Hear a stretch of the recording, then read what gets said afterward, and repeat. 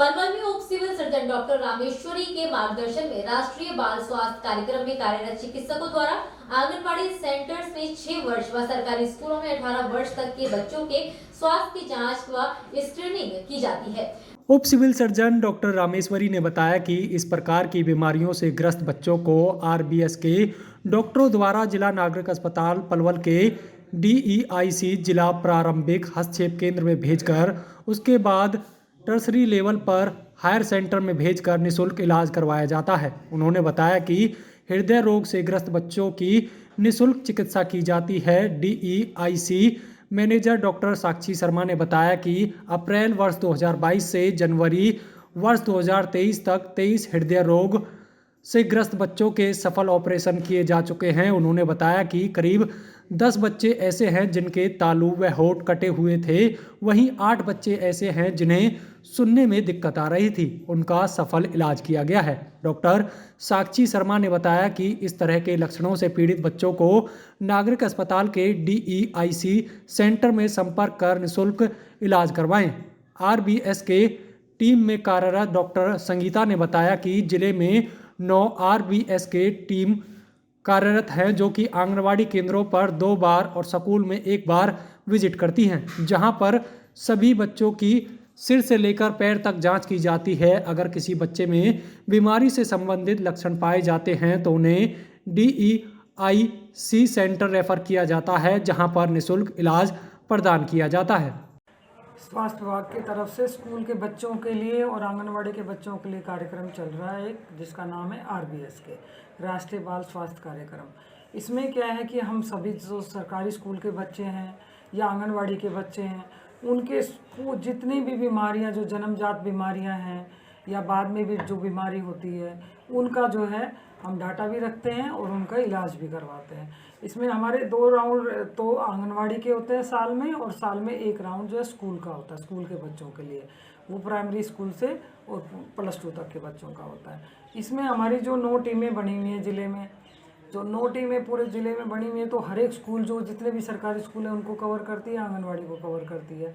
अब इनमें बीमारियां जैसे मान लो जन्मजात से बीमारियां हैं, वो तो बच्चा जो है शुरू में बच्चा आंगनवाड़ी में नहीं जाता है, तो हमारी जो आशाज वगैरह हैं वो होम विजिट पे जाती है जच्चा बच्चा देखने के लिए, तो वो हमारी आशाज बताती हैं कि इस बच्चे को मान लो कोई जन्मजात बीमारी है, वो हमारी टीमों को बताती हैं। फिर हमारी टीमें जो उस बच्चे का फॉलोअप करती है, जैसे कि किसी बच्चे के टेढ़े पाँव हैं या हार्ट की बीमारी है, या कोई मतलब कई बार होता है बच्चे का सिर बड़ा है, छोटा है, या डाउन सिंड्रोम है, या जो भी बच्चे में जन्मजात से, वो हमारी टीमें उसको सिर से लेके पाँव तक एग्जामिन करती है।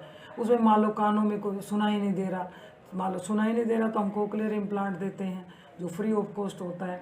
तो जितनी भी जो भी बीमारियां वो हमारी DIC में आते हैं बच्चे, और उसके बाद हमारी DIC की टीमें हैं जो उसका फॉलोअप करती हैं। सारे इलाज, चाहे वो हार्ट की बीमारी का है, चाहे वो कान की कोक्लियर इम्प्लांट जो डेफनेस होती है उसका है, सब वो फ्री ऑफ कॉस्ट देती है सरकार जो है। हमारी जो हॉस्पिटल हैं जिनमें हम इलाज करवाते हैं, कई प्राइवेट हॉस्पिटल हैं जो हमारे जो है पैनल पे हैं, तो वो फ्री ऑफ कॉस्ट इलाज करते हैं। जो राष्ट्रीय बाल स्वास्थ्य कार्यक्रम है, ये ज़िला पलवल में पूरे ब्लॉक लेवल्स तक जो है वो चलाया जा रहा है। इसमें हमारी 9 RBSK की टीम्स हैं जो क्या करती हैं कि आंगनबाड़ी पर साल में 2 बार और स्कूल्स में साल में 1 बार बच्चों की स्क्रीनिंग करती हैं। उसमें बर्थ डिफेक्ट आते हैं, डेफिशिएंसीज आती हैं, डिजीज़ होती हैं और डेवलपमेंटल डिले के बच्चों को उसमें कवर किया जाता है। ज़्यादातर जो बर्थ डिफेक्ट के बच्चे हमारे पास आते हैं उनको एम्पैनल्ड, जो गवर्नमेंट ने उसको एम्पैनल किए हुए हैं हॉस्पिटल्स, प्राइवेट हैं, सरकारी हैं, और हमारे जो सिविल हॉस्पिटल में भी बहुत सारे जो बर्थ डिफेक्ट हैं जैसे क्लब फुट है, इनका इलाज यहाँ पर जो है चिकित्सा निःशुल्क प्रदान की जाती है। और इनमें कुछ आते हैं कानों के रोग जैसे कंजेनाइटल डेफनेस आती है, आँखों के आते हैं स्क्विंट आता है, कैटरैक्ट आता है, भैंगापन और मोतियाबिंद, हार्ट की बीमारियां आती हैं, न्यूरल ट्यूब डिफेक्ट हैं, कटे होंठ, कटे तालू हैं, और कई रोगों को इसमें कवर किया जाता है। साथ में जो मानसिक रूप से कुछ बीमारियां आती हैं जैसे डाउन सिंड्रोम है या जिनको ऑटिज़म है, ऐसे बच्चों को थेरेपी यहीं पर प्रोवाइड की जाती है DEIC में। RBS के टीम्स सभी पूरे पलवल ज़िले में 9 RBS के टीम्स कार्यरत हैं जो सभी आंगनबाड़ियों में 2 बार और स्कूल्स में 1 बार विज़िट करती हैं। हम सभी बच्चों को सर से लेके पाँव तक अच्छे से एग्ज़ामिन करते हैं। अगर किसी को कोई भी दिक्कत होती है तो उसको DEIC रेफ़र करते हैं, जहाँ से उसका सारा ट्रीटमेंट जो कुछ भी होता है वो फ्री ऑफ कॉस्ट सरकार द्वारा दिया जाता है। और लोगों से अपील है कि जैसे ही उनका बच्चा पैदा होता है तो डिलीवरी के जो भी गर्भवती महिलाएं हैं वो डिलीवरी सरकारी अस्पताल में ही कराएं, ताकि वहाँ फ़ौरन ANM बहन जी या RBS की टीम उनके बच्चों को स्क्रीन कर सकें। अगर किसी वजह से कहीं और डिलीवरी होती है तो पैदा होते ही बच्चे को एक बार RBS के टीम्स के पास स्क्रीनिंग के लिए ज़रूर लेके आएँ, क्योंकि कुछ चीज़ें ऐसी होती हैं जिन्हें माँ बाप नहीं पहचान पाते। एक प्रोफेशनल डॉक्टर उस चीज़ को अच्छे से पहचान लेता है, और जितनी जल्दी हमें बीमारी का पता चलता है उतनी जल्दी उनका ट्रीटमेंट पॉसिबल है। कुछ बीमारियां कुछ डिलेज़ होते हैं, जैसे बोलने में, सुनने में कुछ दिक्कतें ऐसी होती हैं जो अगर हम समय से पहचान पाएँ तो बच्चे का जीवन आसान हो सकता है, उसका हम इलाज करा सकते हैं। पर एक समय सीमा पूरी होने के बाद, जैसे 2 साल के बाद अगर हमें पता चलता है बच्चे को सुन ही नहीं रहा है, तो हम उसकी कोई सहायता नहीं कर सकते। पर अगर हमें वही बात उसके पैदा होते ही पता चल जाए तो उसका कॉकलियर इम्प्लांट करा सकते हैं। उसकी सक्सेस रेट बहुत ज़्यादा है। बच्चा अच्छे से सुनेगा, जब उसे सुनेगा तभी वो बोल पाएगा।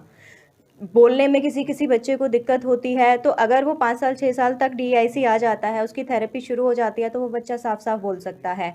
अदरवाइज़ उसके बोलने में वो दिक्कतें रह जाती हैं, जिसको हम बाद में 10 साल बाद 12 साल बाद अगर चाहें तो नहीं करा सकते। बड़ा होने के बाद हम उस चीज़ का इलाज नहीं कर सकते।